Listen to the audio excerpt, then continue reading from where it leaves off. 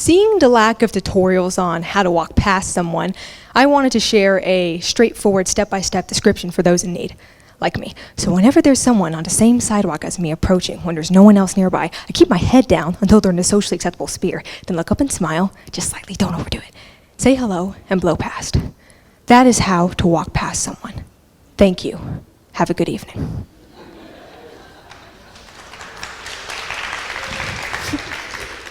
No, I'm just kidding. There's more. What if you look up too late? What if they make eye contact before the socially acceptable distance has arrived? What do? Maybe make eye contact back, nod, walk a little faster, just move it over, but that never works, does it? Even worse, imagine you're walking towards a door. Someone has a door open for you because they're a nice person, but they're doing you the world's greatest service because you're still 20 feet away. What do now? Smile, wave? First instinct might be to sprint, but that's approximately 6 seconds of running at the stranger, straight eye contact, running like a homicidal maniac. Maybe not. Definitely don't do that. I haven't done that. But what made that simple thing so nerve-wracking? Social anxiety is a prevalent issue for many and shows up in different ways, shapes, and forms. Blubbering out gibberish instead of hello while passing a stranger on the street is one of them. Though it's more common in individuals 13 to 18, anyone can experience it. According to the National Institute of Mental Health, 9.1% of teenagers experience social anxiety. That might not sound like much, but let's put that into perspective. Of the 21 million adolescents living in America, 9.1% is 2 million. I don't know if you know 2 million people. They certainly don't because they have social anxiety. And as with all things, the human mind is designed to prevent certain things in life can instantly lead to death. Hear me out. If you don't say hi properly to the person you're passing in the street, you are subject to death. We're given this anxiety to prevent us from making horrible mistakes, which will lead us down the road of no friends, no family, no social life, consequently death. We starve on the streets because we lack the above. I wish I were exaggerating, but this is where most human instinct originates from. And as extremist as it sounds, it works for most people. That's what makes them say hello and walk past. It's socially acceptable. But what about bad social anxiety? The type that makes you cross over to the other side of the street to avoid confrontation altogether. That in itself may seem like a simple fix, but that kind of inefficient problem solving can bleed over into other aspects of life. Say you are given the opportunity to, speak at a TEDx talk, and you think to yourself, wow, that's great, and yet you say no. Imagine how many opportunities would pass you by in life. And opportunities aside, what about life events everyone has to experience? College interviews, for instance, voluntarily answering a question in class, or getting a job.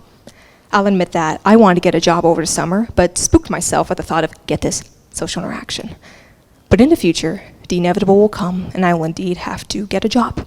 It's that, or once again, starve in the streets and die. Missing opportunities can impair your life, preventing you from going higher up. The most stable careers are, at times, accessible only through college or higher education in general. One thing I've heard countless times in my life for getting opportunities is, it's not what you know, but who you know. In institutes like college, that's where you get to meet the who. And if we're naturally equipped with the best social networking in the entire animal kingdom, we should use it, even if it takes time to polish.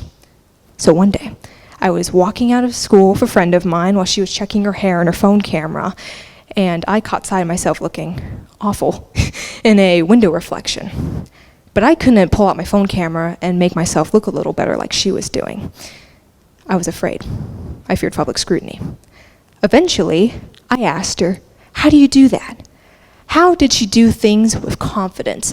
How did she keep her eyes forward? How were her shoulders relaxed as she went through a crowd of people, checking her hair and her phone camera? She told me, look at everyone else. They're all too concerned about themselves to judge you. I can't say this is a miracle fix, or that I was so mind blown it changed the course of my life, but she influenced how I thought from then on. Maybe I still can't check my hair on a Snapchat camera, but I can brave small things like ordering food for myself.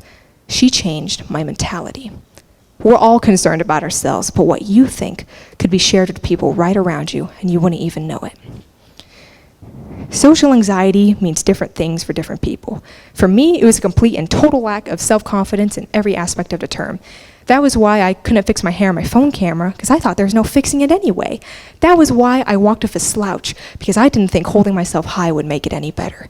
Figuring out the innate cause behind my behavior helped dig up the root of the problem. And I don't expect this talk to be a miracle cure-all either. Even after my friend's wisdom, it only started me on the path to work on myself. And for everyone who has never experienced social anxiety before, keep sharing your secrets. We need them. I need them. That aside, everyone has their own way of dampening that social anxiety. It's a kind of thing that never really goes away but changes with time, becomes bearable. Or for some people, like performers, it becomes the exhilarating adrenaline rush they look forward to. No path is the same, but at times, the beginning of it is. Raising your own voice has far more value than into just helping you function in the world. You can make your thoughts your reality, turn problems into solutions, and much more with words. Some people believe that one voice can't rise above the masses, but what you think, once again, can be shared to people right around you. How will you know if you don't say it? For instance, I had no idea how common social anxiety was until I spoke up about it. So from one person with social anxiety to a crowd with maybe a few, show of hands, 9.1% anyone? Here's some final words of advice from me to you. For all those who think a million thoughts and say not a single word, begin with a mumble. For all those who rush over the words too quickly like I do, know that people will listen, even if you speak slowly. For all those who speak but aren't heard, raise your voice. The world listens as your stage. Thank you.